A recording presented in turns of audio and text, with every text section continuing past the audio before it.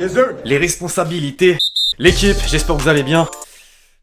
Quel scénario. On est mené 2-0 au terme d'une première mi-temps catastrophique. Grâce à un Mbappé électrique et un coup de génie de Benzema, on égalise un peu plus de l'heure de jeu en seconde. Fin de match, 87ème, Lukaku nous met d'abord dans la sauce en redonnant l'avantage aux siens. Son but est ensuite refusé. 90ème, la pioche tape l'équerre sur coup franc. Non. Mais finalement, Théo Hernandez va trouver le chemin défilé. La première fois en équipe de France dans le temps additionnel pour aller arracher la victoire et une place en finale de Ligue des Nations. Je suis essoufflé carrément. A noter que les Bleus ont remporté leur première rencontre après avoir été menés 2-0 depuis mai 2012. Même Opta s'y met. Désolé à tous mes Belges, mais aujourd'hui ça va être très compliqué pour vous. Bref, on va revenir sur cette soirée d'anthologie. Juste avant, je rappelle que la chaîne est sponsorisée par OneFootball, l'application numéro 1 sur toute l'actualité du ballon rond. Ça bouge pas. C'est gratuit et dispo dans la description. Et au passage, les amis, évidemment, lâchez votre meilleur pouce bleu pour le soutien, le référencement et parce que l'équipe de France a gagné. Le mec trouve des arguments comme il peut. On est ensemble. Merci vraiment à tous ceux qui le feront. Quand le résultat d'un match bascule complètement, qui plus est dans un choc entre deux grandes nations voisines, l'une championne du monde, l'autre en tête du classement FIFA, le contraste entre la joie et la déception est gigantesque. En Belgique, ce matin, la presse fait le constat d'une soirée qui est passée du rêve au cauchemar. La dernière heure regrette les deux visages montrés par les Diables qui ont fini avec un goût de seum. Ils ont osé. Les Bleus ont inversé la tendance en l'espace de 30 minutes. C'est une cruelle désillusion pour Lukaku et ses coéquipiers, mais surtout encore un raté. La frustration du buteur belge prend part à de nombreuses unes au pays avec des termes toujours plus forts. Un mot, soupir, des titres avec une touche de français, de magnifique à misérable, c'est dire, le jour de gloire est toujours pas arrivé. En clin d'œil visiblement à la Marseillaise, il faudra malheureusement encore attendre pour ajouter un trophée au palmarès. Avec autant de rebondissements, même à l'étranger, les principaux acteurs ont droit à leur première place en couverture. En Italie par exemple, le Corriere dello Sport placarde un France, le grand retour. La Squadra Azzurra affrontera la Belgique pour la 3ème place du tournoi. Chez notre prochain adversaire, dimanche, en Espagne, la prestation de notre tricolore fait peur. As illustre ses propos avec les 3 buteurs français, Benzema, Mbappé et Hernandez. Du côté des copains de Marca, après avoir éliminé les champions d'Europe italiens, la Roja doit se coller aux champions du monde et le meilleur pour la fin. En France, le journal Le Parisien congratule l'incroyable renversement du score en seconde période, alors que l'équipe provoque à peine le seum 2 fois. 3 ans après la demi-finale du mondial 2018, la France a infligé une nouvelle défaite douloureuse à la Belgique qui menait pourtant 2-0. Pour faire la transition, un petit coup d'œil aux notes données par le quotidien. Des moyennes similaires pour les deux équipes qui ont gagné une mi-temps chacune. 2 joueurs au-dessus du lot, Lukaku et Mbappé ont pris un 8 sur 10 et 2 en dessous. Rabiot et Tillmans ont pris un 3. Dans l'ensemble, c'est plutôt logique. Mon bilan est forcément proche de ce qu'on vient de voir. Dans mes tops, Mbappé, cette semaine il a lâché 2 interviews plein d'honnêteté, mais très osées. Kiki devait de suite répondre présent sur le terrain, c'est chose faite. À l'origine de tous les gros mouvements de l'équipe de France pour revenir à 2 partout, et en retirant un penalty après la Suisse, il les a portés comme on dit. C'est l'homme du match, sans surprise. 9 dribbles réussis sur 10, un but et une passe D, dont Benzema d'ailleurs a bénéficié. Quel chef-d'œuvre. Dos au but et entouré par les Belges, il trouve le moyen de se retourner avant de tromper Courtois d'une frappe croisée. En dehors de ça, le 9 a grandement participé dans la construction du jeu offensif avec ses nombreux décrochages. On oubliera les 45 premières minutes. Là où justement côté belge, c'était très fort à l'image de Lukaku. Sa puissance nous a posé énormément de problèmes. Un peu avant la pause, il élimine Lucas Hernandez en laissant passer le ballon entre ses jambes et bombarde Lloris pour inscrire le but du break. En fin de match, il aurait pu être le grand héros qui casse l'élan des Bleus pour offrir une victoire à son équipe, mais la VAR voit hors jeu. Bon, malgré le succès, tout n'a pas été rose pour notre tricolore. En atteste Rabiot, il a pas vraiment pesé dans le cœur du jeu et s'est retrouvé étouffé en première mi-temps. Même chose au retour des vestiaires. Deschamps a pas eu d'autre choix que de le remplacer. Au rayon des déceptions, malgré un léger réveil au fil du match et son centre moyen qui amène le 3ème but, Pavard, défensivement c'est beaucoup trop fragile et on l'a vu à plusieurs reprises. J'espère vraiment que Dédé va se pencher sur d'autres options. Je pense à Mukele ou Klose, mais Lançois évidemment. Je me répète, mais il serait temps. À cette liste, j'ajoute notre capitaine dans les cages. Certes, il nous a sauvé à certains moments, mais est aussi coupable sur les 2 buts concédés en laissant son premier poteau trop ouvert. Quand on voit ce que fait Maignan à Milan, il y a de quoi remettre en question sa place de numéro 1. Un 4ème flop pour la route afin d'illustrer le 2ème visage des Diables qui se sont laissés dépasser. Tillmans, le milieu de terrain, a perdu quelques ballons. Il se fait éliminer par Mbappé qui sert Benzema sur la réduction du score. C'est aussi lui qui fait la faute sur Griezmann provoquant un penalty. Il est remplacé à la 70e par Van Aken. Ah, c'est très dur de sortir un fait de match, tellement il y en a. Mais les amis, je crois que Pogba nous a dévoilé le moment du déclic dans le vestiaire à la mi-temps. Il faudra attendre pour voir ça. J'espère qu'on gagnera dimanche et vous verrez ce qu'on a ressenti. C'est une énergie que je peux pas expliquer. Je pense que s'il y a une vidéo, vous allez comprendre. Je veux trop voir. La pioche a quand même lâché un mot sur ce qui s'est dit réellement. En 2ème période, quand on est revenu, on a dit maintenant il y a 2-0, il faut vraiment lâcher les chevaux. On y va, on les presse, on va récupérer des ballons plus haut. Ça va être du 1 contre 1. Nous aussi on a de la qualité et on va leur montrer en 2ème période. Ils ont assumé.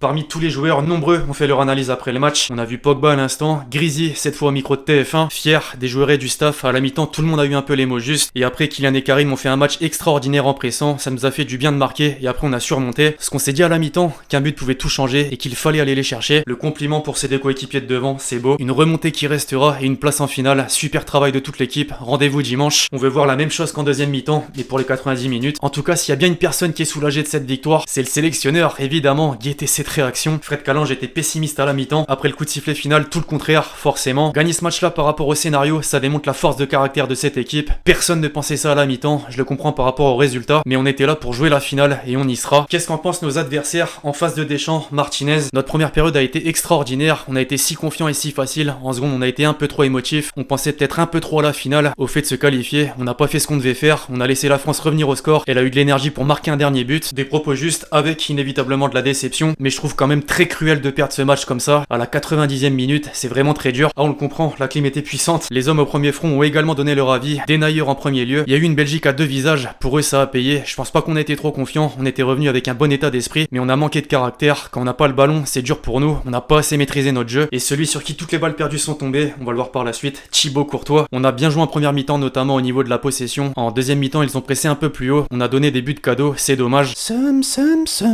Y a pas de frustration. Le match de samedi face à l'Italie ne sert à rien. Être troisième en Ligue des Nations, ça sert à rien. Je sais pas pourquoi on joue ce match. 2018 2.0, c'est formel et comme on dit, jamais 203. Je veux pas vous porter malheur, mes Belges. Des scènes de joie avec bien sûr la communion entre les joueurs et les supporters.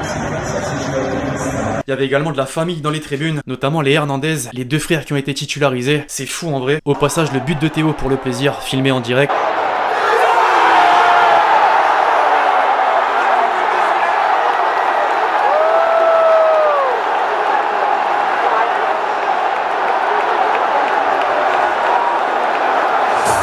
Avec un commentaire par-dessus, c'est encore mieux pour les frissons. RMC, j'adore. Et c'est pas fini avec Pavard qui va centrer, peut-être dans la surface de réparation pour Benzema. Parlez où Théo Hernandez, la frappe de Théo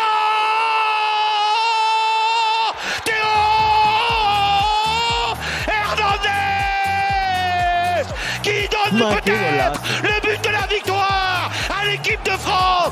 Deuxième sélection, le lendemain de ses 24 ans, le petit de la famille Hernandez, aligné avec son frangin.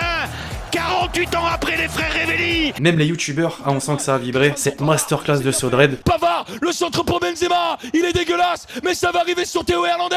La frappe de Théo.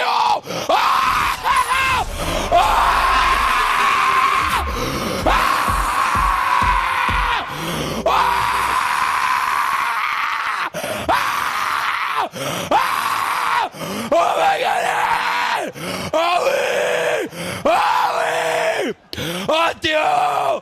Oh, j'ai jamais sorti un cri comme ça, les gars! Ne parlons même pas du débrief de Momo Eni. C'est plus la Belgique, c'est la belle gifle, voilà! Sur les réseaux, aussi avec la team Crouton, Inox, Valouz, quel match de fou en vrai. Terracide, merci pour les rebondissements. Et Zach, la clim démoniaque. Pour aller au bout du bout, un tweet, comme beaucoup d'autres d'ailleurs a mal vieilli. Le compte Twitter officiel de la Belgique qui mettait à la mi-temps. Bien, quelle avance confortable, ou non, à la fin.